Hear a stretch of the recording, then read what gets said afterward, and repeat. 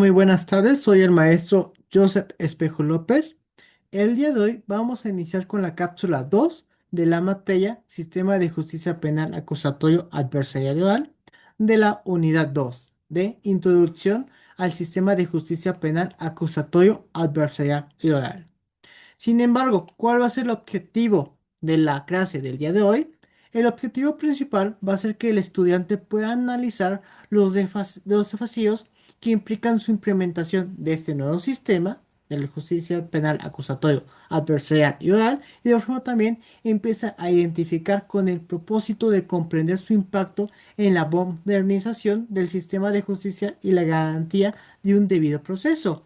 Es decir, a lo largo de toda la clase del día de hoy, vamos a empezar a estudiar el correcto funcionamiento del nuevo sistema de justicia penal acusatorio y adversarial para poder comprender tanto sus contenidos fundamentales y los principales retos que enfrentan en su aplicación práctica. Ahora bien, estableciendo esto, es importante empezar a comprender qué es el nuevo sistema de justicia penal acusatorio, su contenido y los retos de su aplicación. Es decir, recordemos que el sistema de justicia penal acusatorio y adversarial surgió por parte de la reforma del 2008, es decir, sustituyendo al sistema de inquisitivo tradicional, debido a que lamentablemente en este tipo de sistema se ocasionaban diferentes tipos de violaciones a derechos humanos. Por esa razón fue fundamental poder modificar todo nuestro sistema penal en el sentido de poder proteger tanto a la víctima como al imputado. Sin embargo, lo que sí es interesante de este sistema es que consigo trajo diferentes tipos de principios y características. Es decir, este nuevo sistema de justicia penal acusatorio adversarial y oral trajo consigo la implementación de la oralidad, la contradicción y un sistema transparente, en el sentido de que, por ejemplo, al momento que se empieza a impartir lo que es la oralidad, propiciamos que el sistema sea más rápido y más eficiente, evitando la dilación y la burocracia innecesaria que lamentablemente se seguía viviendo en ese momento antes de la reforma de 2008 en el sistema inquisitivo. Y no solamente eso, al momento que trae consigo lo que es el principio de la contradicción, básicamente se refiere a que ambas partes, tanto el Ministerio Público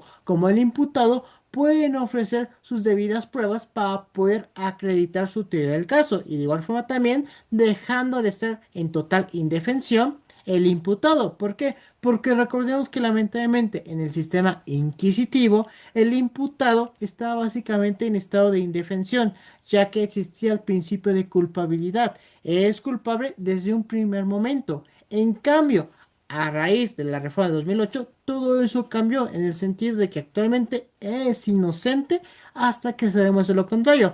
Tanto es así que se le da la oportunidad al imputado de poder defenderse presentando las pruebas que considere pertinentes, documentales, testimoniales, periciales, etcétera, para poder acreditar su teoría del caso y de igual forma también garantizando que cuenta con una defensa técnica y adecuado que lo pueda representar en toda la tramitación de todo el juicio sin ningún problema. Ahora bien, algo también muy interesante que trajo esta nueva reforma con este nuevo sistema es la publicidad. ¿Por qué? Porque pasamos de un sistema inquisitivo en el cual las audiencias eran oscuras en el sentido de que lamentablemente la misma sociedad tenía desconocimiento si efectivamente se estaba administrando adecuadamente la justicia o simplemente se estaban realizando actos de corrupción o violación a derechos humanos. De esta forma, pasamos de una audiencia oscura y privada a audiencias públicas en las cuales la misma sociedad tenga acceso para poder garantizar que efectivamente existe una transparencia y efectivamente la autoridad está haciendo un adecuado uso de sus funciones. Eso sin mencionar que también trae consigo lo que es la concentración de actuaciones y la continuidad. La concentración, recordemos que básicamente se refiere a que en una sola diligencia, en una sola audiencia, hay que procurar realizar la mayor cantidad de diligencias, de actuaciones, para evitar la dilación del procedimiento y la continuidad con el objetivo de que las mismas etapas procesales, por ejemplo, de un juicio ordinario en materia penal, audiencia inicial, audiencia intermedia y audiencia de juicio sigan de forma continua y que no sean suspendidas de forma innecesaria, como por ejemplo lamentablemente se vivía en el, o así que en el juicio único en el sistema inquisitivo, que simplemente ocasionaba violaciones a derechos humanos, burocracia innecesaria y obviamente un procedimiento demasiado lento. Y por último, algo también interesante que trajo y fundamental para un debido proceso, que trajo consigo la reforma de 2008, fue el principio de inmediación, inmediatez. Es decir, el juez por primera vez en su sistema jurídico en materia penal ya tiene contacto directo con ambas partes, con el Ministerio Público y la víctima y con el abogado defensor y en este caso el imputado. Y de igual forma también puede escuchar y ver y analizar de forma crítica las pruebas que presentan ambas partes y obviamente cómo se va desarrollando toda la audiencia sin ningún problema. Ahora bien, dentro del sistema penal acusatorio, adversarial y oral, existen diferentes tipos de etapas, es decir, cada uno va enfocada en un acto procesal en concreto. Es decir, dentro de un sistema, en este caso del sistema penal acusatorio, de un juicio ordinario en materia penal, vamos a encontrar principalmente cuatro etapas. La primera etapa se conoce como etapa de investigación. Aquí es donde el Ministerio Público realiza lo que es el control judicial, es decir, se inicia la investigación. Ahora bien, aquí en esta etapa vamos a encontrar una famosa audiencia, la audiencia inicial. ¿Qué se va a realizar en esta audiencia inicial? En la audiencia inicial, el cual es conocedor el juez de control, se realizan diferentes tipos de actos procesales. Principalmente se va a calificar de legal o ilegal el control de detención. Es decir, recordemos que existen tres principales formas en las cuales la autoridad te puede detener: fragancia, caso urgente y en su caso una orden de aprehensión. Si en todo momento, imaginemos que lamentablemente la detención fue ilícita y no se respetó lo establecido en el artículo 16 constitucional, se tiene que calificar de ilegal la detención y en este caso el abogado defensor con conocimiento de la materia tiene que solicitar de forma inmediata la libertad de su cliente. Pero imaginemos que en este caso se califica de ilegal la detención. Perfecto. ¿Qué es lo que prosigue? Sigue la formulación de imputación. Es decir, le hacemos del conocimiento al imputado por qué se encuentra en esta audiencia, quién lo está acusando y de qué se le está acusando, bajo qué cargo se le está acusando. Posteriormente a eso se le va a dar la oportunidad directamente al imputado de poder declarar o guardar silencio. No hay ningún problema. Posteriormente a eso, recordemos que el objetivo del Ministerio Público va a ser que se vincule a proceso dicha investigación, es decir, que se vincule de forma jurisdiccional, se dé formalidad al procedimiento jurisdiccional. Sin embargo, obviamente, el objetivo de la defensa es que no se califique de legal, en este caso, que se vincule a proceso. No obstante, imaginemos que el Ministerio Público reunió los elementos suficientes para solicitar la vinculación a proceso. ¿Qué es lo que prosigue? Se tiene que dictar una medida cautelar. Recordemos que la medida cautelar es aquella medida que se tiene que designar para evitar que el presunto responsable se sustraiga de la acción de la justicia. En todo caso, imaginemos que ya se dictó una medida cautelar. Recordemos que la máxima medida cautelar que se encuentra actualmente vigente en nuestro sistema jurídico es la prisión preventiva, ya sea justificada o oficiosa. En este caso, imaginemos que se dictó una menos severa, por ejemplo, que se le congelaron las cuentas bancarias al imputado, que posiblemente se le prohibió salir del país, etcétera. Posteriormente a eso, se cierra la audiencia inicial. Después sigue la etapa intermedia. Aquí en la etapa intermedia se va a celebrar una audiencia muy conocida como audiencia intermedia. Aquí es donde se realiza la depuración del procedimiento. Es decir, se ofrecen y se admiten las pruebas que ambas partes pueden ofrecer y que consideren pertinentes. Acuérdense, en materia penal se pueden ofrecer cualquier tipo de pruebas, menos las que se hayan obtenido con violación a derechos humanos. Imaginemos que en este caso se ofrecieron las pruebas, perfecto, y ya fueron admitidas.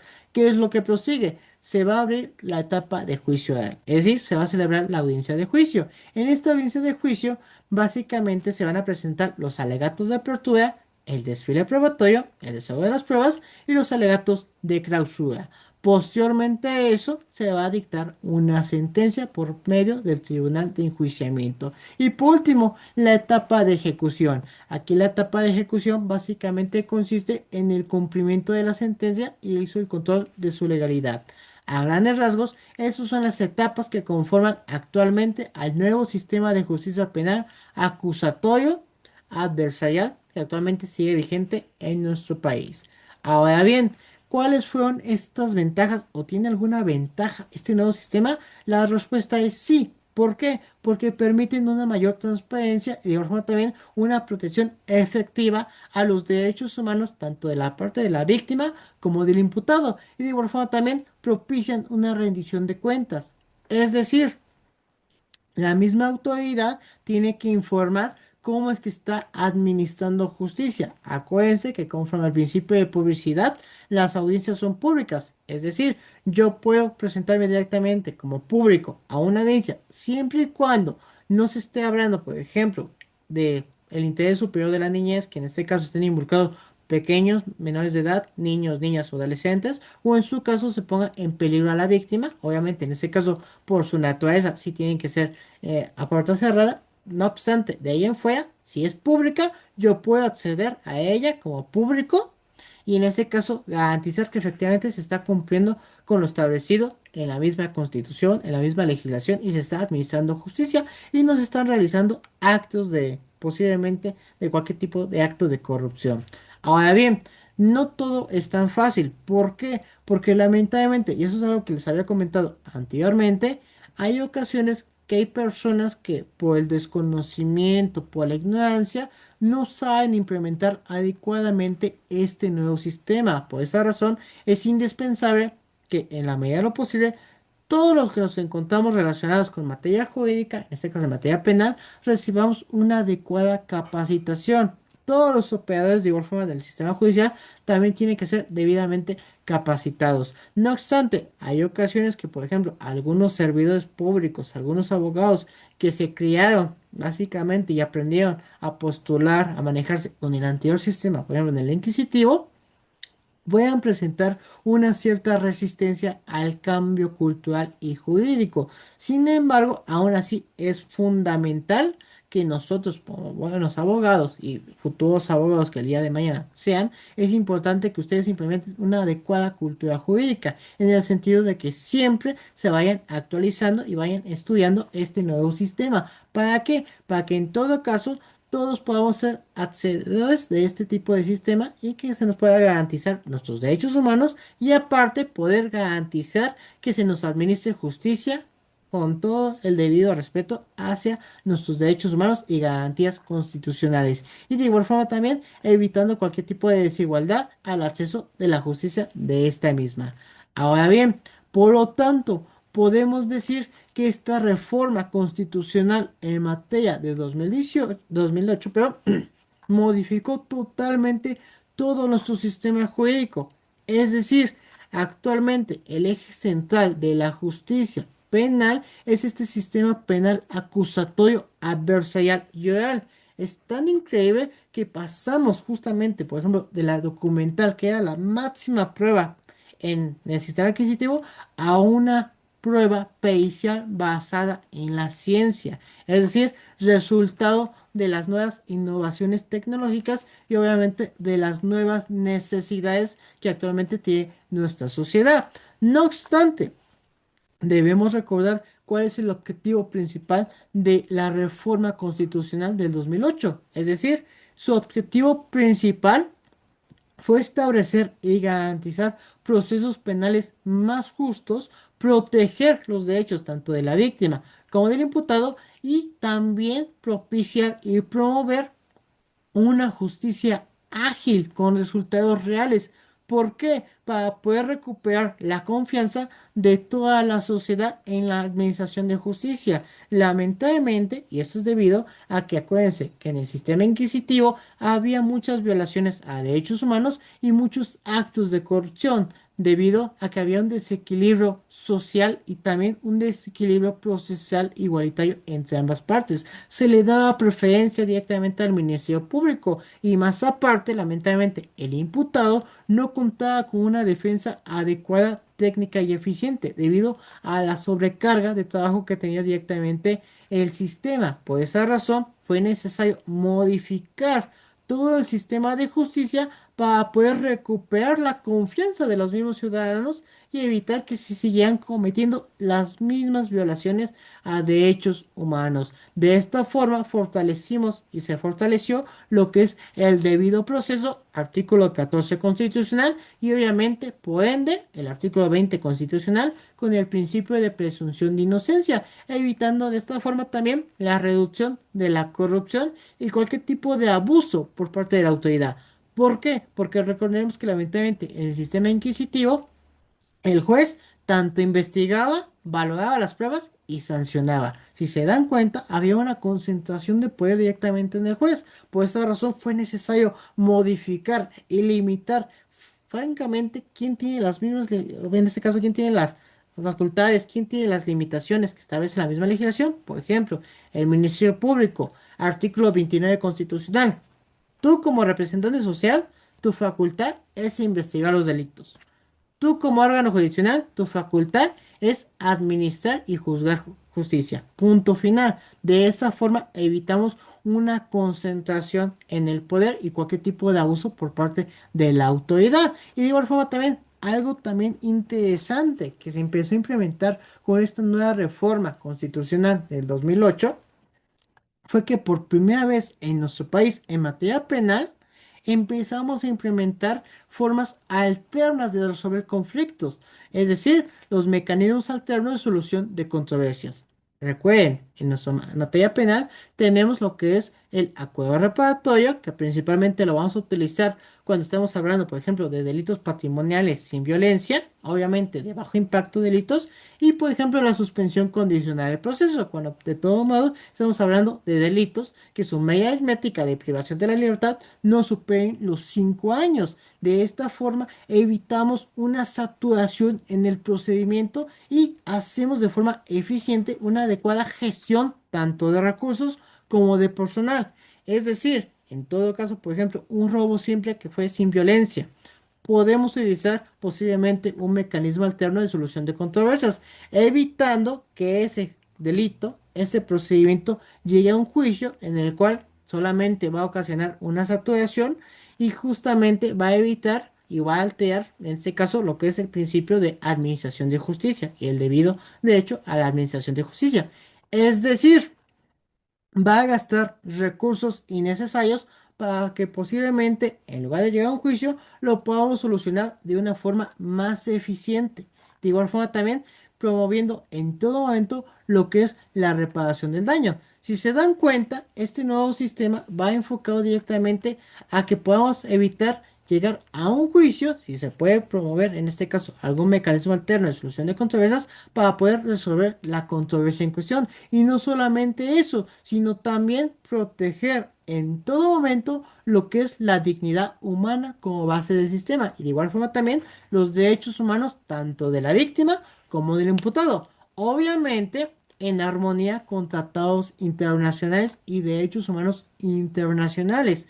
Es decir, por primera vez en nuestro país, tanto hay que respetar los derechos humanos contemplados en la Constitución, sino también, a partir de la reforma de 2011 en derechos humanos, también se tiene que respetar conforme a los derechos humanos establecidos en los tratados internacionales. Es decir, de esta forma reforzamos lo que es el Estado de Derecho. No obstante, algo también muy interesante y que tuvo un gran impacto en la administración de justicia es cómo la creación de esta nueva legislación, esas nuevas instituciones, tuvieron que modificar directamente a todo nuestro sistema jurídico. Es decir, a raíz de la reforma del 2008, que fue la principal reforma y muy importante en materia penal, se tuvieron que crear nuevas instituciones, como por ejemplo los jueces de control, los tribunales de enjuiciamiento y obviamente la implementación de mecanismos alternos de solución de controversia. Si se dan cuenta, se tuvo que modificar absolutamente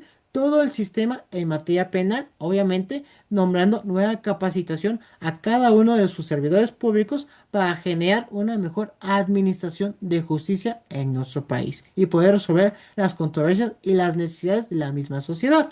Ahora bien, hasta aquí sería la segunda cápsula. Por mi parte sería todo. Nos vemos hasta la siguiente cápsula.